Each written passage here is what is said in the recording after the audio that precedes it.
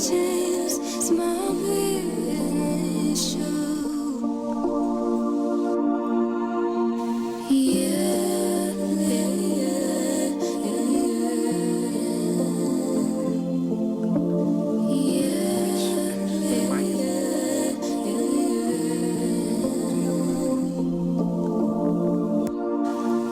welcome to the small business network show.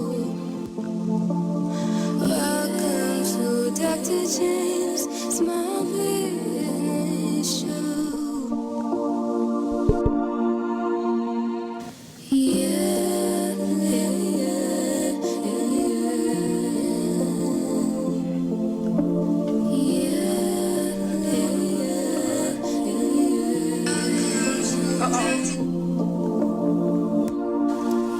Hello, hello, hello. We're here at beautiful Globe Life Park, Arlington, Texas. Dr. James McConnell's The Small Business Network. How you guys doing? We got our co-hosts here, Brittany Wise and Carol Harper Poe. We have a guest here, an attorney from Williams & Williams Law Group, Mr. Keith. How you doing today, sir? Doing well, doing very well. It is a beautiful sunny day. It's been extremely hot. You know, guys, it's been really hot. It's like been 105 degrees every day, it seems. And on my phone, it says it's feel like 110. I can't believe how hot it is, right? Right. This is Welcome crazy. to Texas. Welcome All to right Texas. now. Welcome to Texas. All right. We have a jam-packed show. This is an exciting day. We're getting back on my first topic I like to talk about, which is astronomy. And this show, it's the final stages of our sun after becoming a red giant. So our sun in 5 billion years will go through a dying out phase. When it becomes a red giant, it will stay that way for about 100 million years. And why it will be so big is because it's burning carbon. From that stage, sooner or later, the fuel will go out in the sun, and what will happen is it will go through another stage where the outer layers of the red giant will start to evaporate, and then it will turn into a white dwarf. Okay. The white dwarf is, to make it kind of short and sweet, is the core of the sun right now. Okay. It's a white dwarf, and it's extremely dense. I mean, a teaspoon of that kind of material weighs tons. Wow. So a white dwarf, and it's in the stages of death, but really the white dwarf is more of a retirement stage. It will be a white dwarf for about another 10 billion years before it finally fades away. Okay. So that is another stage in our sun. Obviously, other suns, other stars do other things, such as the ones that are bigger. There are more massive stars. Okay. Our sun is what they consider a mid-grade, mid-life star. It's been through half of its life. It's been through 4.5 billion years. It has another 5 billion left. And so our star is at a point where when it goes out, it's not going to go through any incredible changes like a supernova, anything like that. But the more massive stars, that's 10 to 20 times the size of our sun, it will go through that stage, and we'll talk about that next week. But but I wanted to get through that part of it. I told you guys I'd want to talk about the sun and becoming a red giant. So we've gotten into the part of what happens to it into its final stages. Next week we'll probably get into the part of what the massive stars go through. Okay. All right. Anything on that one, Miss Brittany? But I know you do your research. No, not today. I hadn't done much research today, Dr. James. Okay, all right. Well, Dr. James, how important is continuing education as a business owner? Well, continuing your education, which I'm sure Mr. Keith knows a lot about that. You want to always continue your education to get to whatever level that you want to be. Okay. I'm sure that you spend a lot of time with learning new things to enhance your business, new ideas, new strategy. But continuing education is something that you should never stop doing, really, for your whole life. Absolutely. You should never think that you have arrived. That's right. How about you, Ms. Brittany? What do you think about that topic? I ditto that. I'm a what people call a learner. I just thirst for knowledge, and there's not any topic that goes untouched, if you will. Like when we talk about astronomy, I'm learning something new every time I hang with Dr. James. Absolutely, absolutely. I like learning new things, and that, I had a patient tell me I work in healthcare, and she told me, keep your money under your hat, and she pointed to her mind, and that's something that I always carry with me. That's awesome. Mr. Keith, how about you?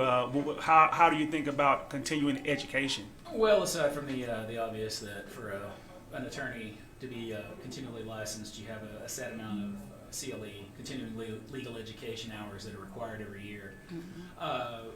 That's obviously required, but it's very important, mainly in your areas. If you have an area of expertise or specialization, it helps to to keep up to speed on current case law, to see any trends, stuff like that. Every year you have an ethics requirement too, so you always that's everybody. The stereotype is the attorney who's unethical, but no, you're required to do it every year, and everyone goes through it. It's the best. I've gone to several conferences where it'll be a Q&A where you'll have the whole group, and it's like bar exam questions. Well, really? MPRE. They're very difficult. It's not like an easy yes or no answer. Right. And half the time they'll have you text on your phone your answer. Yes, sir. And what'll happen is it'll be like 50% swing, and then all of a sudden you're wrong. Right. And it's like one specific instance out of an ethics review from one particular state. But it's very informative. I mean, you go in with a binder, you walk out with a binder full of notes. So it's great. Gotcha. Okay, Miss Kara. All right. The reason why it's important to continue your education as a business owner is because laws change, like Mr. Keith said, and you need to always continue to learn, because as a business owner, like ditto everything that you guys have said, the taxes change, the way you do things in the different states, it change. I mean, you just got to continue to educate yourself, because every few minutes, I know in taxes, when I was doing taxes, I mean, it was tax year, every day or every hour or every 15 minutes, things change, and you had to go back and revamp it. And I can go back in my job. I also work in the health field, VA Dallas, and that we have to always continue our education. If it's not online, it's hands-on and stuff like that. So you always want to keep your mind fresh also. And Dr. James. Yes, ma'am. So what makes our radio internet show so special? You guys. Uh-oh. You guys make it so special. We don't have our heads so big we can get out the door. And having an expert attorney like Mr. Keith here, he just only brings credibility to what we do. Okay. So I think the people that are in the show makes it so special. All right. How important is it to understand the subconscious mind as it relates to your business? Oh man, now this is the part that I like to talk about. All right, come on. So the subconscious mind, I'm an expert at that. I'm a neurotherapist. So what that means is the study of the brain and behavior patterns. Okay. A lot of times I can listen to words, what you say, and I can tell what your subconscious, and we're made 80% subconscious. Let's make that clear. Okay. No matter what you think or what you say, right now you're consciously listening to me, and you think you can be able to decide for yourself for the most part. But what you feed into your subconscious a lot of times dictates what you do every day. Think about it. Think about when you wake up in the morning, the order that you get ready. You probably have a routine. Yes. Think about it. You don't really, I'm not saying that you can't constantly think about it and change it, but if you don't really do that, then you normally do what you do. What order do you brush your teeth? What order do you comb your hair? What order do you put on your clothes? Do you put on your pants first? You put on your shirt first? There's stuff that you don't really think about, but it's ingrained and it just happens. Your daily routine, when you drink coffee, how you drink coffee, where you drive, how you get home, all those things are embedded in you. Same thing in business. Same thing in sometimes certain investigators for police departments study certain things to be able to understand when you move your eye this way or that way, it means you're acquiring a certain memory in your brain. But as pertains to words, it just depends on kind of what you say. So I use that a lot of times when I'm listening to a person, if they're interested in doing business with me. A lot of times when they say certain things, I can tell if they're really interested or if they're just being a certain way. Okay. And of course, I'm not 100% correct, but I bet you I'm 95%. And so I think that's very important as far as being able to understand the subconscious mind. Okay. Any thoughts on that, Miss Carol? Well, I thought about the subconscious mind because I can really relate, because last night, you're going to be proud of me, I did some of my exercise, my mind exercise. And as that relate, especially I'm gonna hit on this, the millionaire, billionaire, and the money and all of that. The subconscious mind will give you the thought when you're not even thinking about it. Like you said, Dr. James, like when you're not even thinking about it, you just constantly do it, and it brings the, I don't know if I'm gonna say this right, it brings gravity, a mother nature toward you. Whatever you're thinking about, it comes toward you. Okay. Right, I agree, Ms. Carol.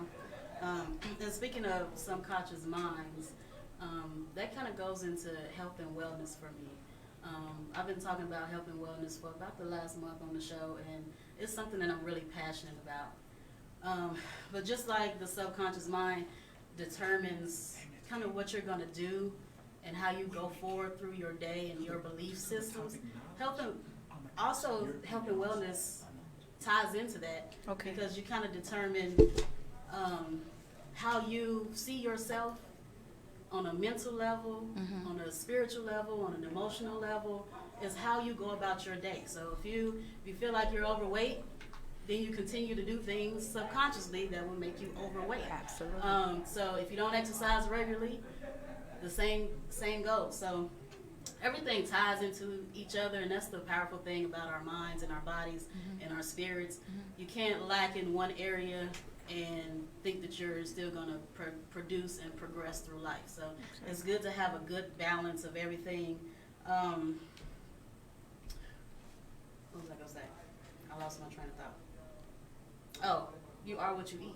So That's that was it. one That's of right. the things that I was thinking about is you are what you eat. So what you put into you is also how you present yourself in so many aspects of health and wellness. The body is perfectly and wonderfully made and is well connected. So our body is made up of many systems, like the respiratory system, the endocrine system, Exactly. and all of that ties together. So even once you break it down, Next question.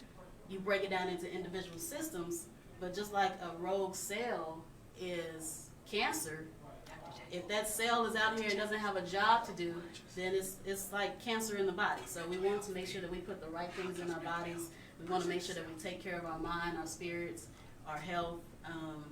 Again, I can go on all day about health and wellness. I love it so much, but I'll stop there.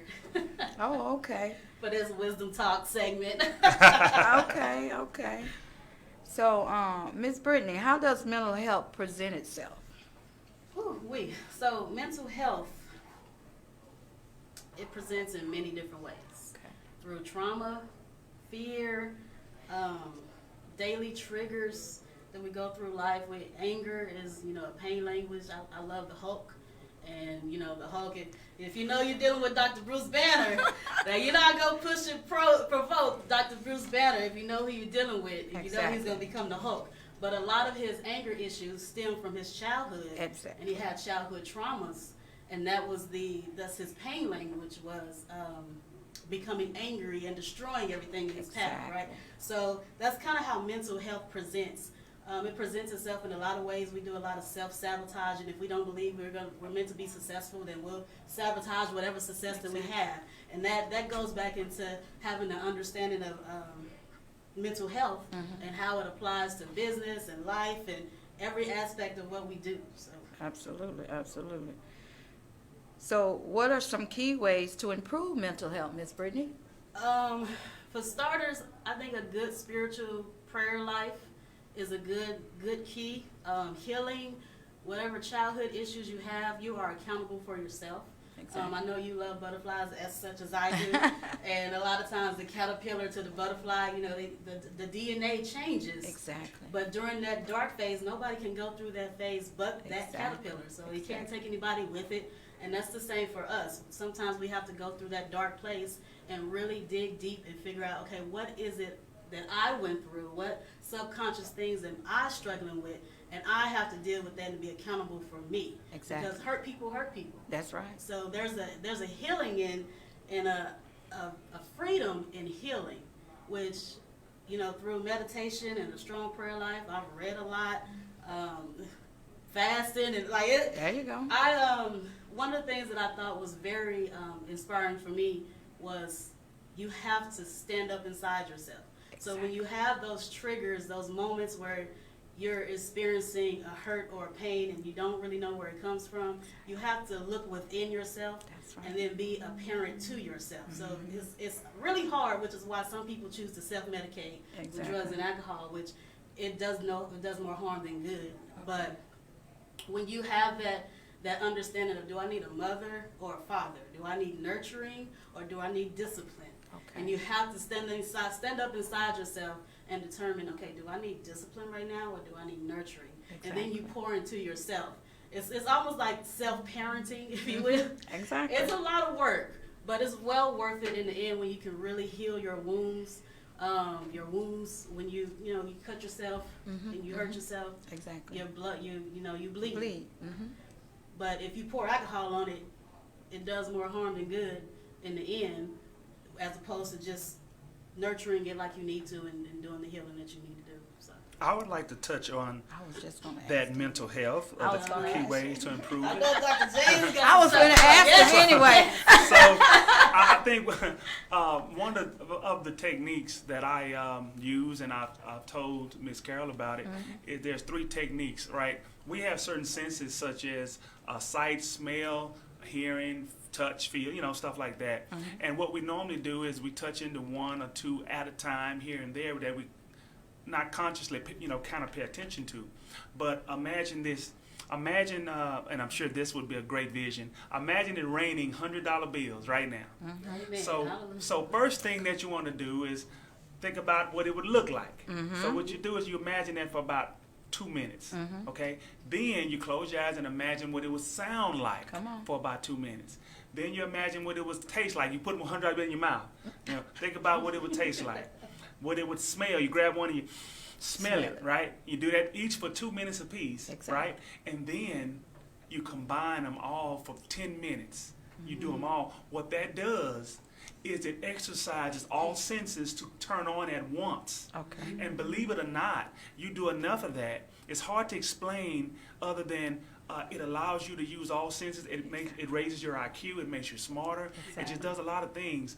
And then there's other things to that, like certain type of frequency music that you can listen to that does things to your brain.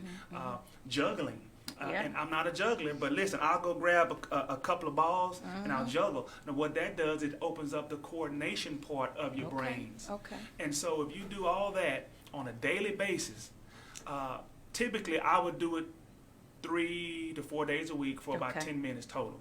Okay. But when you first start, you probably want to do it for about 30 minutes. Okay. And if you do that, you'll be able to do the things I'm telling you. And you'll notice months later, it ain't going to happen a week from now, 2 weeks from now. If you're doing it once in a while, no. But if you're doing it 4 or 5 days a week for the next 2 or 3 months without missing more than, a couple of days a week, you'll start getting... let me see. You'll be able to finish. You'll be able to get solutions more in your head. Things that'll pop into it that you previously could.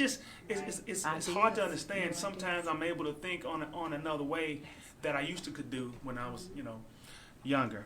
So on that topic, I do want to ask Ms. Carol that part 2 before we move on. Okay. About how to improve the mental health. So, like Dr. James was talking about the juggling, I usually, one of the juggling that I was using, I wasn't using a ball or anything like that. I was using the highlights. I was at work. Highlighters, girl. I had highlighters, girl. They were just dropping, boom, boom, boom, boom. They was just dropping, boom, boom, boom, boom. But after a while, you get the rhythm. You get the rhythm, and then I started doing it, you know what I'm saying? And so it started working. So, and absolutely, ideas began, your mind began to shift in different ways, and you come up with things. Clear. Things become clear. Isn't that right? Absolutely. You have something to say, Doc?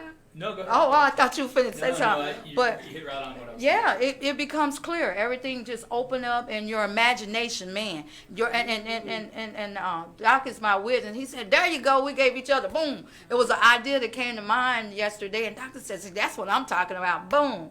So That's right. yes. Absolutely. So our next topic will be about knowledge, and we will talk about that next. Okay.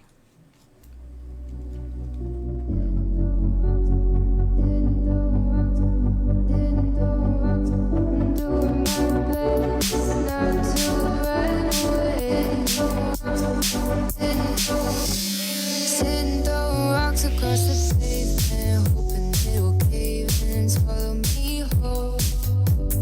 Wondering why my mind keeps on spinning. This isn't how living to me was told. Why am I like this? Something's always amiss. Can't put my finger on it, but it's there. Wait for it to subside, but my mind won't apply. Waiting for the clear. Is it bad sometimes? I like it when I lose control. There's something in it that's so beautiful.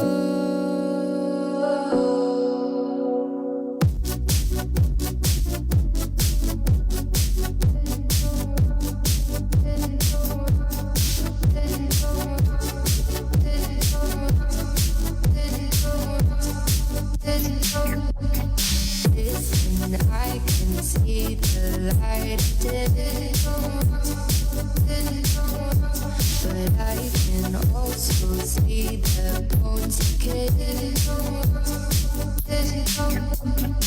I don't know what else there is to say.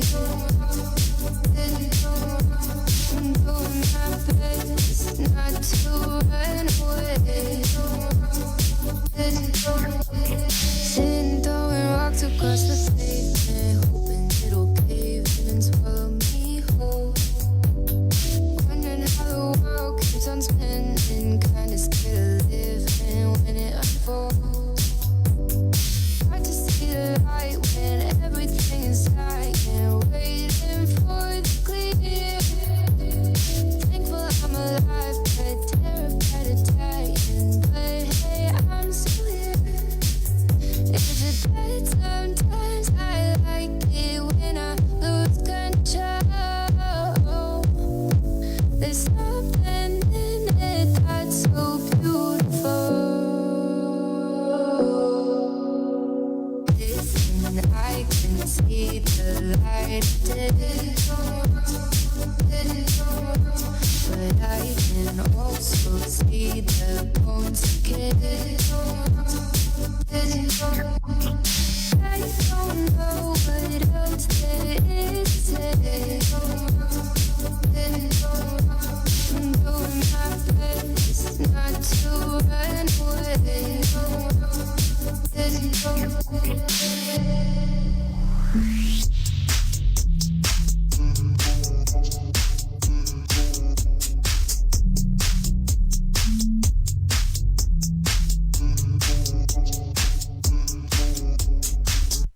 Hey, this is Clark Crawford, host. Fishbowl Radio Network has your cure for the summertime blues with our new Kids Show experience, a fun and creative way for parents to interact with their children. Your kids can become ready. Hello, everyone. My name is Carol Harper Poe. I'm a publisher, editor, and writer of Carol's Publishing Company. For all the ones that don't know, I'm on Facebook, Carol's Publishing Company, Carol Harper, Carol Poe, and Books for Life. I'm on LinkedIn, Carol Harper, and you can look me up on YouTube under Carol's Publishing Company. I am here to serve you, to publish your book, edit your book, or however way that I can assist you. My website is caroldharper.com. My email address is carolspublishing Publishing Company 17@gmail.com. My phone number is 469-643-6498. Thank you and hope to hear from you soon. We are back. Globe Life Park, Arlington, Texas. Dr. James McConnell's The Small Business Network. All right, thank you, Dr. James. So we've been discussing continuing education for your business and how the subconscious mind and mental health ties into you as an individual, because the key is you. The common denominator in anything that you do is you. So I wanted to ask Mr. Chris Keith here, is knowledge power?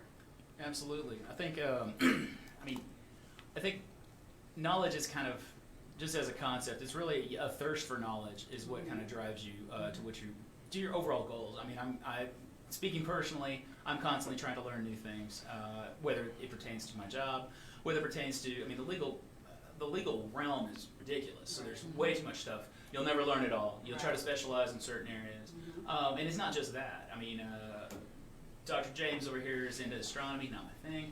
I was a history major in college, so I'm a history buff. I like to read voraciously about various historical topics. But what I found, and going back to the prior topic about mental health and how to improve it, at least for me, I'm one of those bad examples of people that take work home in their brain, and even when I'm trying to just relax and watch baseball, I'm sitting there thinking about a case, or I'm thinking about this. I'm trying to solve a problem. And you can't solve it like that. But I found that getting out and running, I'm a runner.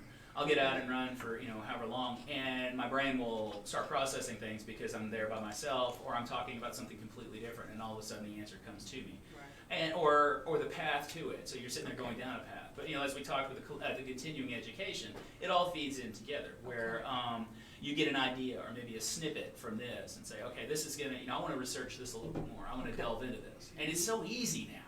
When I was in college, lo these many years ago, it was going to a library and digging up a stack of books. Now you can find everything you need, not everything, but pretty darn close online. Get every answer that you're looking for, or at least lead you down that path. And the best part about it is you can do a search for like any knowledge topic, and you can find a laundry list of like 10 books, and then you can get them on your iPad. I'm sitting here. I have most of my cases on my iPad. Or transcripts. So I'm sitting there, even when I'm at home, I'm like, okay, cool, I can sit there and read this while I'm, eating breakfast or something on the weekend. So knowledge is most certainly power, and it's beneficial to everyone to do whatever they can to increase that knowledge base, to expand it too. Maybe I don't really know much about it, but it would be kind of interesting to read something about astronomy. Yeah, you might get a little something out of it. Maybe. But just kind of touching on what you said as far as learning what you need to learn about what you do. I often tell my clients and the people that I know, you got to study the process. You don't just jump into a business or, jump into whatever it is that you think you want to do and never learn about and never study. The Bible says study to show yourself approved, right? So if you're going to jump into it, at least learn what you need to learn, and then through that process, like you said, you'll have a snippet of information over here and a nugget over here, and it's like, oh, that's what that means. And it's like, ooh, it's mind-blowing to really have that knowledge and that understanding. One of the things I like to share with people, the city of Dallas has to spend $5 billion in 5 years with small businesses and local businesses. Man. Wow. If they don't spend that money, they get fined because it's federal funding. Okay. Now, isn't that powerful? There are people who are wondering, well, how am I going to get my money for my business? And how is money set aside waiting for you? Wow. If you just go after Powerful. it. And that's how powerful knowledge is. Right. Just that snippet of information. Wow. It's a game changer to make people want to go and progress and say, okay, I'm going forward. I love it. Wow. How sweet it is. Yeah. Sweet it is. What about you, Dr. James? Is knowledge power? Knowledge is more than powerful. It's more than power. It is a lifestyle. If you don't try to think about knowledge and try to gain more knowledge. Mark Cuban, did you know that from what I understand, he started his Microsoft totally from reading books and getting knowledge to be able to go do certain things he did in his Microsoft business. I think that's the first where he became a billionaire through a Microsoft company. And he said it wasn't any schools involved. He said he did a lot of reading, a ton of reading, a lot of books, and that knowledge helped him get to where he is. And then he bought the marriage, and the rest is history. So Right. yeah. Right. What about you, Ms. Carroll? All right. I have a question on the floor for everyone. Okay. Who the first one said that? Who's the first one to say what? Knowledge is power. I don't know. What? Who? Tell us. What? Thomas Jefferson. Oh, wow. Thomas man. Jefferson said it. He said that it is the strongest tool providing power. He said that knowledge is power, in quotation. He used it on 4 occasions in connection with the establishment of the Statue of University in Virginia. All right. Virginia. All right. So Ms. Carroll, what does it mean to study to show yourself approved? Well, naturally, I'm going to come 2 ways. Okay. Naturally and spiritual. Come with it. Naturally, you study like what all we've been talking about. You expand your knowledge. You study. You research. You do all these things so you know what you're talking about, and you grow. And then when it's spiritual, it says, study to show thyself approved to God, a workman needed not be ashamed, rightly dividing the word of God. So you have to dig deep. You have to dig in the word. You have to study the word for yourself. Exactly. Not for no one else, for yourself. So you can be held accountable Preach. for the word of God. So, and also we don't want to twist the word or turn it around and for our standards. We want to continue to stay striving for what God has said in his word. He said, I am the way, the truth, and the life. No man should come but by me. You got to do it. You got to do it. But everybody have their own opinion, and I'm not trying to say, but that's just what I'm feeling right now. Right. All right? Okay, you about to start preaching. Wait a minute. All right. So that jumps right. I'm glad you brought that up because one of the things about Jesus is Jesus had a team. Okay. He had some disciples that Okay. he handpicked. Come on. They had different jobs, if you will, outside of the spiritual realm. They had regular fishermen and tax collectors. Jesus handpicked these people. Come on. So I want to talk about why he handpicked these people and how powerful and important it is to have a good team around you. So first I'm gonna go to Mr. Chris over here, and I'm gonna ask you, how is teamwork useful? The best way that teamwork is useful is it allows you to get a different voice other than your own. Absolutely. You never want to surround yourself by, don't want to say his name, but he directed a certain series called Star Wars, who surrounded himself at a later date by a bunch of yes men who told him, no, that's a great idea. You need people that challenge you. You need people that ask you questions. You need people to come from a different perspective, a different, not only a different mindset, but maybe a different cultural background. Especially because, if you're coming from a single ideology, then you're not looking at all your bases. Absolutely. You're certainly not, covering. And especially, you mentioned Mark Cuban. You got me thinking, if Cuban, expanding his business base, his base of who runs the Dallas Mavericks now, is reaching out to all of his, his quote constituents. You're an owner of a basketball team that's in the middle of downtown Dallas. You've got people that are coming from all areas and all financial, all tax brackets, all backgrounds. And if you're going to appeal to them, you have to have a diverse.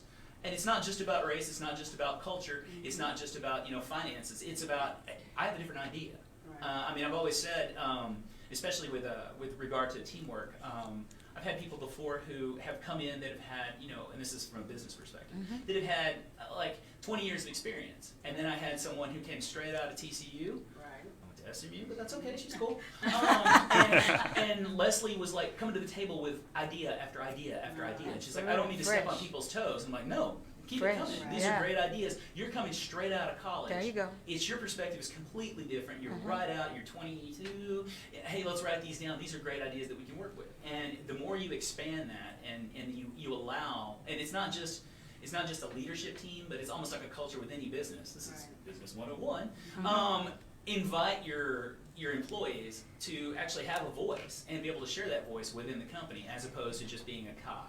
If they're coming in and just doing their job on a daily basis, are they really adding any benefit? But if they feel like they're part of the whole and they're contributing to the overall goals of the company, it's a win. It's an absolute win. Awesome. So what are the ingredients of a good team? shut and ears open, I think is probably the best. Is checking your ego at the door, not being offended by somebody criticizing you. And I'm not talking about somebody coming in and saying you're stupid. I'm talking about somebody saying, hey, look, there's probably a better way to do this. Okay. I mean, same example, same girl came in, we had an idea for training one time, and she came in and goes, yeah, that idea really doesn't work, and it's taking too long. There's a faster way to do it. And I look at her, and I'm like, I drew up that training. And she thought I was offended. I'm like, no, but your idea is better. Let's go ahead and roll with it. But it's keeping that open mind Right. and just listening, and being open to considering other options. I mean, are you going to consider every option and just roll everybody's changes? No. But you're at least going to if you keep that open mind, it at least allows you to grow, and it allows your organization to grow, and like I said, it gives ownership to your That's staff right. to make them feel like they're a part of something important. I love it. I'd like to talk on that teamwork part of it. So when we go to McDonald's, there's not one person there working, there's a team. You go to Walmart, it's not one person, there's a team. So typically, if you want to grow in a global sense, then you need teamwork. So teamwork is really the only way to become global. Now, if you're a one-man band, one-man show, then everything you do is all you got to worry about. But it's going to be more businesses open for you all over the world, and you have to have a great team in place. And the ingredients of a good team is to have somebody top-notch handling every part of it, right? I fought for a long time. I was just a one-man show for a long time because I thought no one can do it like me. No one can do it like me. And so I was scared to let people do certain things. There you go. But no, we subconsciously all have that. Yeah, we Like, do. If you're doing something for court, you don't normally let somebody else do it for you. You normally want to do it because you feel like no one can do it better than you. But if you're going to grow now, you're going to have a firm, you're going to have so many places, you have to sometimes allow them to do, you have to trust that they can handle it and they can do a great job. So it's choosing the right people to be able to move forward to the next topics here. I have a question. I have a response on that. Okay. While you guys was talking, you guys are really talking some good stuff. When y'all was talking, I was thinking of like a tug of war. Can you picture that? You know where I'm finna come? Like a tug of war. You pulling the link, you pulling the chains, trying to get to the other team. But that weakest link is somebody on that team is weak, and that's why we all come together and help each other and build each other up. What you got, I might not have, and what I have, you may not have. So that's what I was thinking. When I was thinking of that tug, just keep pulling and pulling and pulling, and and you come together and you have a good ingredient as a team. I love it. How sweet it is. Our next topic is going to be through Mr. Keith. We're going to talk to him about an outstanding law group called the Williams & Williams Law Group, and we're going to talk about that next.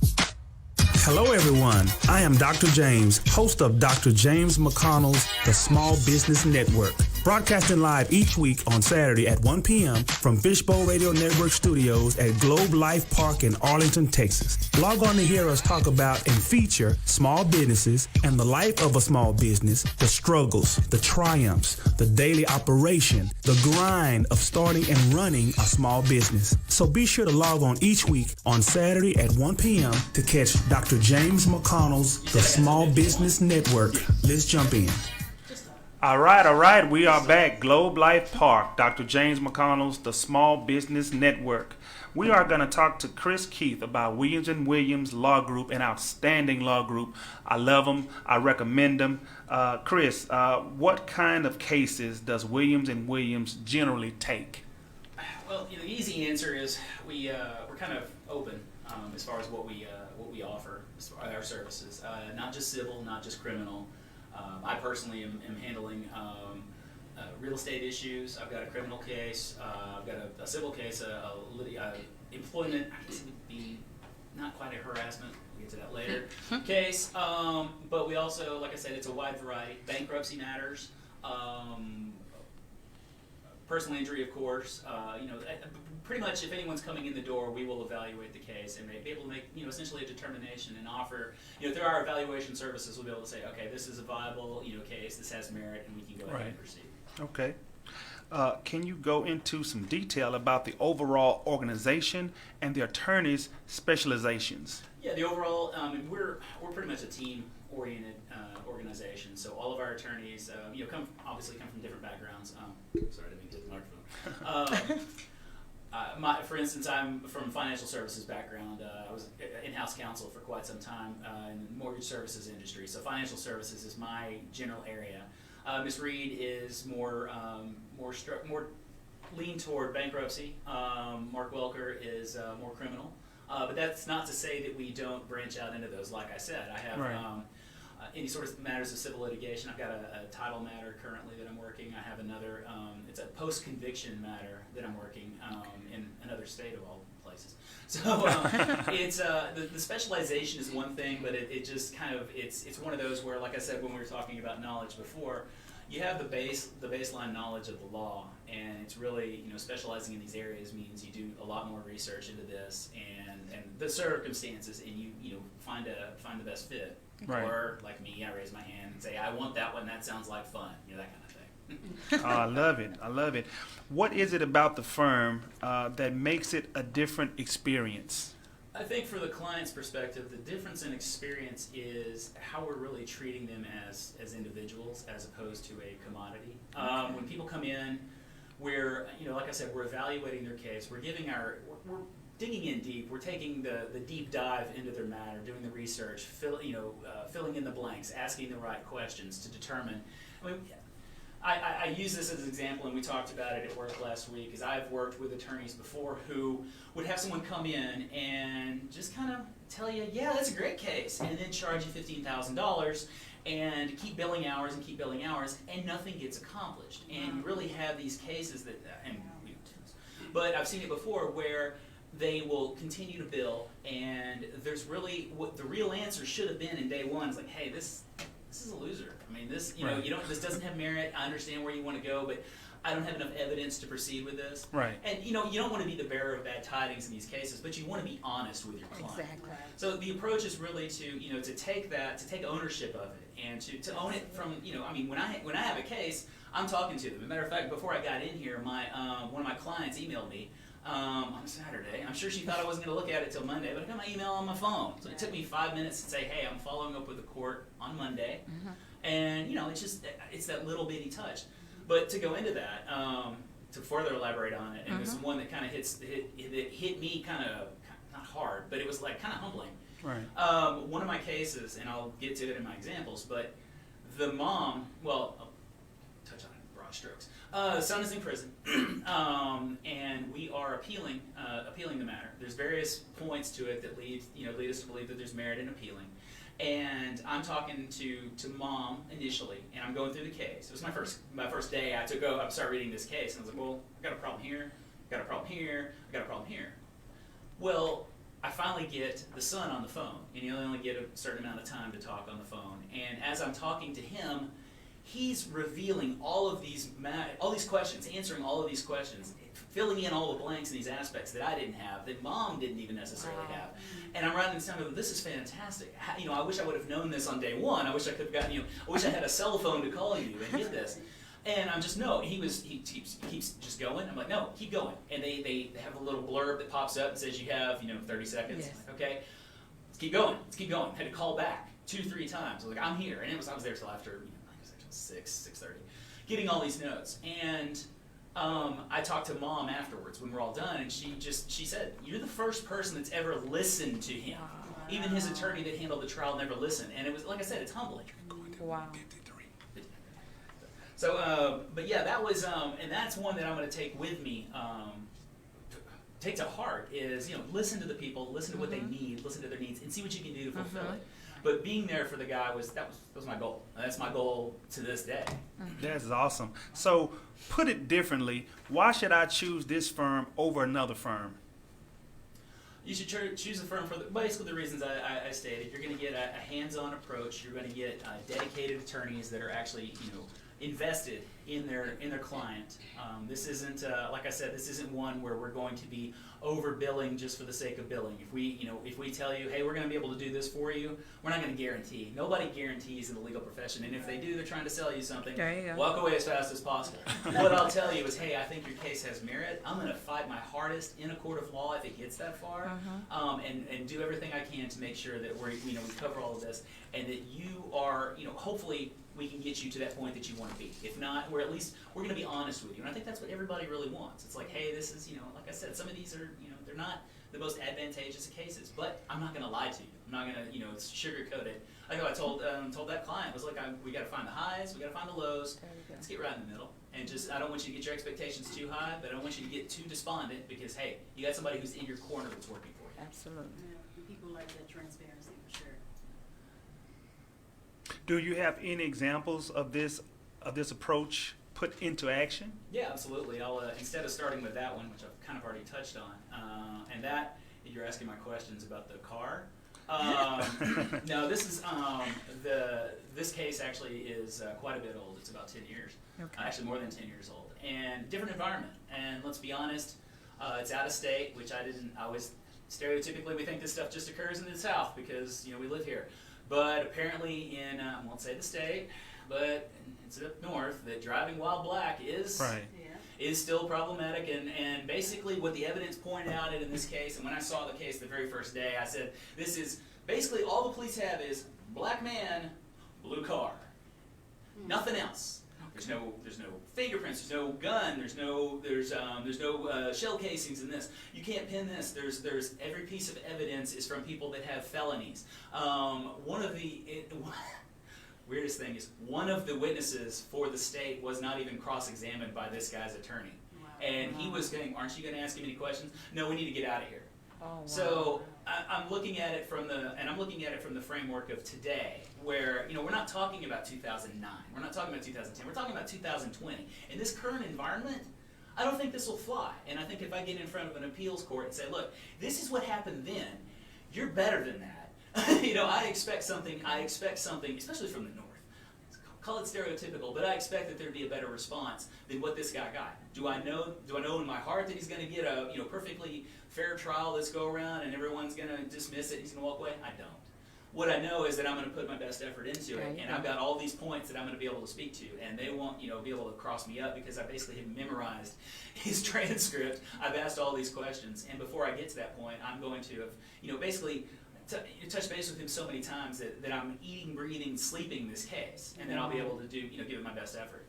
The other example, do I have enough time for another example? Yeah. Okay, cool. All right. The other example is the Me Too when you were asking about. Yes, Okay. me too. Me Too never goes away. Okay. It should, but you'll see that it's been kind of tamped down. Like it's not as important you don't see it as much in the news anymore. But it should. It should be important. This isn't the 1960s where it's Mad Men and you slap the secretary on the butt when you walk out the door. It's unacceptable.